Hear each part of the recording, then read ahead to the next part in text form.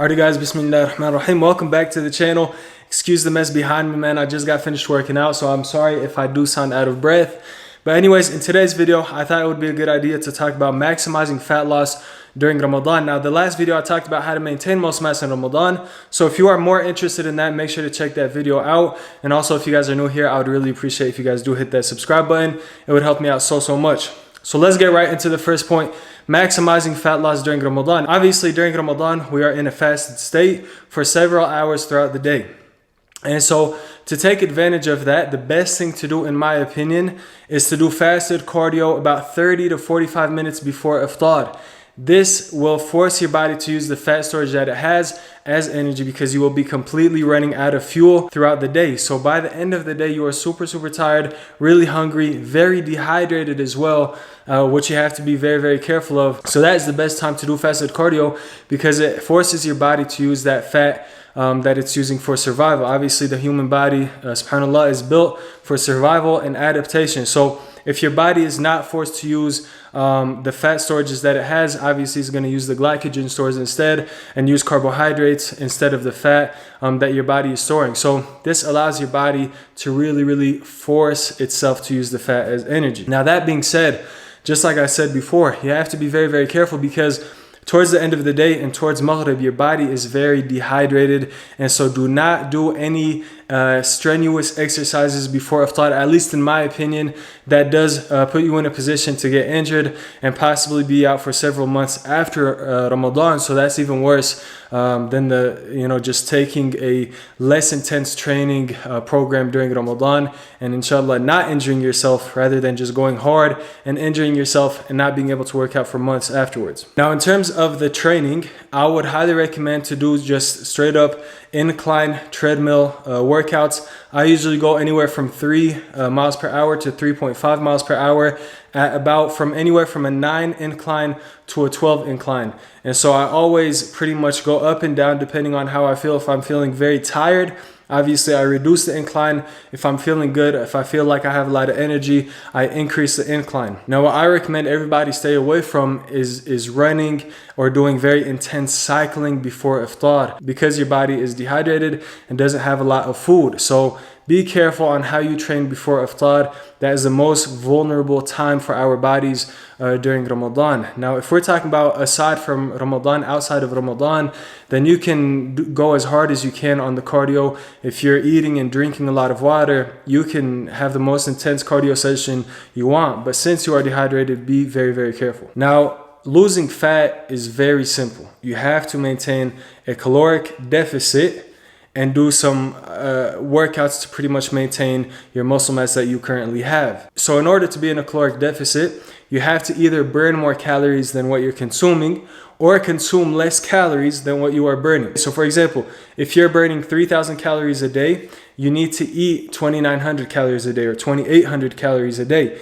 That way, you are pretty much being in a caloric deficit, but also you're maintaining a healthy level of caloric deficit pretty much. So you don't want to go and cut your calories by half.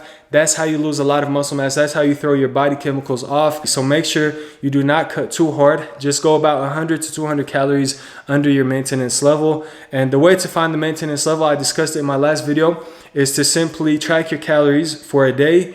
And if you are maintaining your weight for, let's say, about a week or 2 weeks, then those are the calories that your body needs to maintain its body weight. So from those calories, reduce 100 or 200. Now, if you're gaining weight, then you need to start either reducing more calories until you find that maintenance level and then go 100 or 200 calories under that. Or you can start doing more exercises after iftar, which I recommended in my other video as well, that if you're going to train hard, train after iftar when you could actually drink water and get some hydration and liquids into your system. I know I get a lot of people who ask me, can I shred fat? Can I lose fat and build muscle? Unfortunately, from what I've experienced and from the people that I've trained and the people that I know, you cannot gain muscle and lose fat at the same time. Gaining muscle tissue and actually forming muscle, okay, requires 1, hypertrophy training, and 2, a caloric surplus. Anybody that tells you otherwise is probably incorrect, okay, unless they have some genetic advantage or they're taking some performance enhancing drugs, which is, and a lot of times that's pretty much what they're doing. If you want to go scientific and textbook hypertrophy training or bodybuilding, you need to be in a caloric surplus and you need to do hypertrophy training. Now, if you're losing fat, if you're trying to lose fat, you need to be in a caloric deficit. So that's already two different opposites.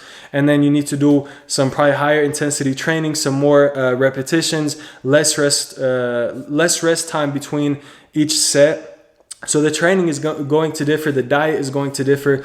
So anybody who is telling you you can gain muscle and lose fat at the same time is incorrect. Now, one thing you can do is try to preserve the muscle mass that you do have. Okay, that is one thing that you can do, but you have to work really, really hard at doing that, and that pretty much just requires correct programming, correct coaching. And if you've been training for a while, just do what you've been doing, but just focus on your diet and focus on how your body feels.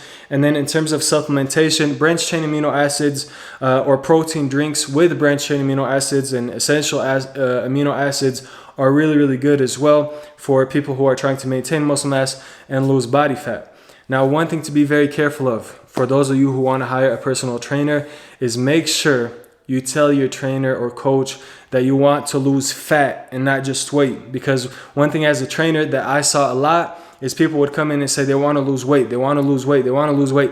Weight is different than fat. Weight includes muscle mass as well, and fat is just simply fat, okay? So when you say, I want to lose weight to your trainer, the first thing that he's going to do, or she, is pretty much try to lose that water weight that everyone carries. And that is not a good thing. That's not really very healthy. So you're going to see the scale go down, but your body's not going to be changing. That's because your trainer is probably just trying to get your money, honestly. So be careful and make sure you hire a good coach or a good trainer, or at least follow a good, well-known program for yourself. Anyways, that is it for today's video. If you guys have any questions whatsoever, leave it in the comment section below. Inshallah, you guys enjoyed this video and found it beneficial. If you guys made it this far, I would really appreciate if you guys drop a like and hit the subscribe button if you are new. And inshallah, I'll see you guys in the next one. Peace.